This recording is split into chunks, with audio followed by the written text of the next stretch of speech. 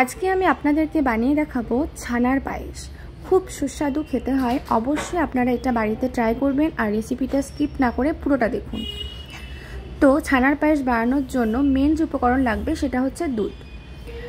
আমি এখানে নিয়েছি 1.5 লিটার দুধ। 1 লিটার দুধ থেকে আমি এখানে ছানা কেটে নিয়েছি বাড়িতেই। আপনারা চাইলে রেডিমেড ছানা কিনে এটা বানাতে পারেন। আর পাশে নিয়েছি 500 দুধ, সেটাকে একটু গাঢ় করতে হবে ফুটিয়ে ফুটিয়ে। তো আমার এখানে দুধটা কিন্তু গাঢ় হয়ে গেছে। তো এবার আমি বাকি জিনিসগুলো অ্যাড করে নেব। তো প্রথমে আমি অ্যাড করে নিয়েছি এলাচ পাউডার, মিল্ক মিস্ট, স্বাদ মতো মিষ্টি এবং কেটে রাখা ছানাটা। তো ভালো করে এবার এটাকে 15 থেকে 20 মিনিটের জন্য আঁচ কমিয়ে নাড়াতে হবে।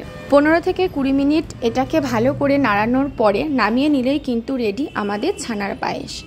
তারপরে এটাকে একটুখানি ড্রাই ফ্রুটস দিয়ে ডেকোরেশন করে নিতে হবে। ব্যাস, তাহলেই কিন্তু আমাদের সুস্বাদু ছানার পায়েস রেডি। তো দেখুন আমি এখানে কিন্তু নামিয়ে নিয়েছি আর এখানে খুব সুন্দর করে ডেকোরেশনও করে নিয়েছি। আর একটা জিনিস, আপনারা যদি চান এটাকে ফ্রিজে রেখেও কিন্তু খেতে পারেন, তাতে টেস্ট আরও সুন্দর হবে। এবং যারা ঠান্ডা খান না তারা অবশ্যই বাইরে রেখেও খেতে পারে, তাতেও টেস্ট একই।